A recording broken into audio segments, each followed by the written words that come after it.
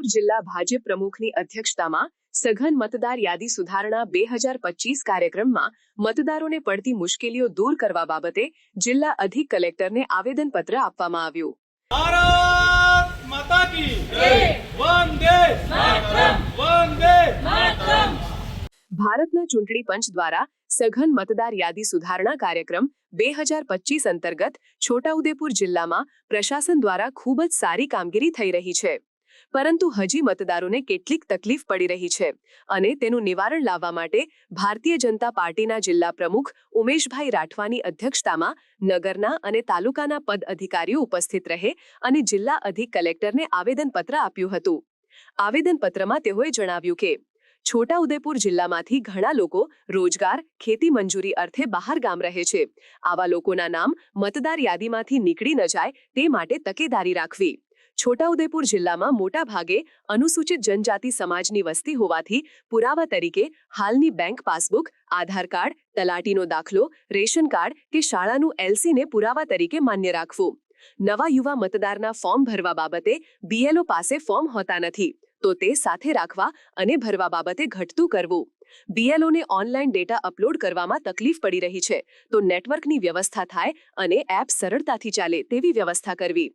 MP અને મહારાષ્ટ્રને અડીને આવેલો વિસ્તાર, જે મહિલા મતદારો લગ્ન કરીને અન્ય રાજ્યથી અહીં આવ્યા છે, તેમના માતા પિતાના પિયરમાંથી નામ શોધવામાં તકલીફ પડી રહી છે, જેનું સમાધાન થાય. ગ્રામ પંચાયત ઉપર મતદાર સહાયતા કેન્દ્ર શરૂ થાય તેમ કરવા તથા 2002ની મતદાર યાદી સરળતાથી ઉપલબ્ધ કરાવવા ઉપરાંત મતદાર જાગૃતિ માટે ગ્રામીણ અંતરિયાળ વિસ્તારમાં વ્યવસ્થિત પ્રચાર પ્રસાર થાય જેવા મુદ્દાઓને લઈને જિલ્લા ભાજપ પ્રમુખ દ્વારા આવેદનપત્ર આપવામાં આવ્યું હતું.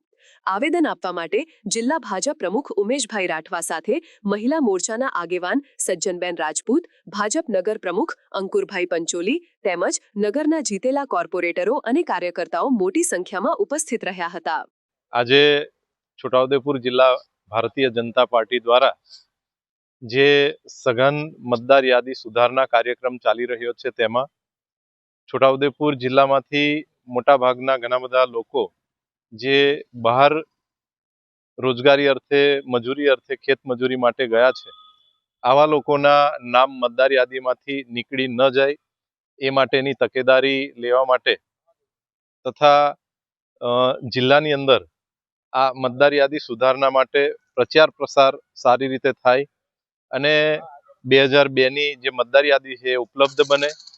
તાલુકા ગ્રામ પંચાયત ઉપર આ મતદાર યાદી સુધારણા કાર્યક્રમના માહિતી માટેનું સેન્ટર ઊભું કરવામાં આવે તથા જે રાજ્ય બહારના બહેનો જે મેરેજ કરીને ગુજરાતની અંદર આપણા જિલ્લામાં આવ્યા છે, એવા લોકોને પણ પોતાની મતદાર યાદીમાંથી નામ શોધવા માટેની તકલીફ પડી રહી છે, તો એનું નિરાકરણ લાવવા માટે આજે અમે આવેદનપત્ર માન્ય જિલ્લા કલેક્ટર શ્રી RSC સાહેબને આપ્યું છે અને આ જે મતદાર યાદી સુધારણા છે એ ખૂબ સારી રીતે થાય એના માટેની વાત કરવામાં આવી છે. સમાચારની અવનવી અપડેટ જોતા રહો નિખરતા ગુજરાત ન્યૂઝ સાથે. નિખરતા ગુજરાત ન્યૂઝને લાઇક, શેર, સબસ્ક્રાઇબ કરો અને બેલ આઇકન દબાવીને સમાચારની ઝડપી માહિતી મેળવો.